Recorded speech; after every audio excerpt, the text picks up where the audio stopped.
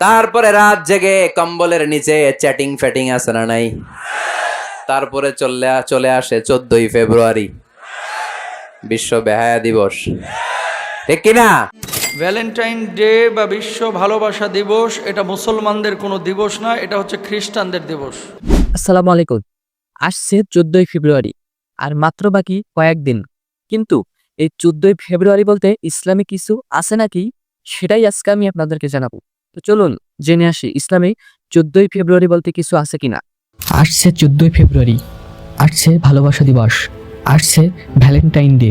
আসলে ইসলামে এই 14ই ফেব্রুয়ারি বলতে কিছুই নেই।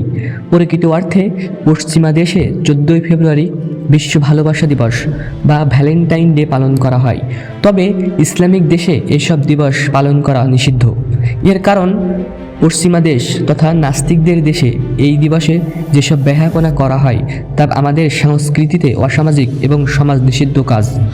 ফ্রান্স, দক্ষিণ Africa, Ghana, Argentina, Bulgaria, Denmark, Romania, দক্ষিণ পশ্চিম চীন, আস্তানিয়া সহ বিশ্বের মোট 40টি দেশে এই 14ই ফেব্রুয়ারি দিবস পালন করা হয়। ইসলাম সর্বদা হালাল সম্পর্ক তথা স্বামী স্ত্রীর সম্পর্ককে সাপোর্ট করে, কিন্তু এই ভালোবাসা দিবসে যেসব মেলামেশা মানুষ করে তা সম্পূর্ণ ইসলাম পরিপন্থী কাজ। মহান আল্লাহ তাআলা ইসলাম ধর্মের পবিত্র কুরআনুল কারীমের সূরা বানী ইসরাঈলের 32 নম্বর আয়াতে বলেন, ওয়ালা তাকরাবু জিনা ইন্নাহু কানা ফাহিশাতান ওয়া সাআ সাবিলান। অর্থ হচ্ছে, আর তোমরা ব্যভিচারের কাছে যেও না, নিশ্চয়ই এটা অশ্লীল কাজ ও মন্দ পথ। ইসলামে ভালোবাসা দিবস বলতে কিছুই নেই। বাংলাদেশের সংস্কৃতিতেও ভালোবাসা দিবস বলতে কিছুই নেই। আমাদের ধারণা পশ্চিমা নাস্তিক দেশগুলোকে অনুসরণ করলেই বুঝি স্মার্ট হওয়া যায়, কিন্তু আমরা ভুলে যাচ্ছি যে পশ্চিমা কালচার আমাদের দেশের শুধুমাত্র অশ্লীলতা এবং উলঙ্গ অসামাজিক কার্যকলাপের দিকেই নিয়ে যাচ্ছে।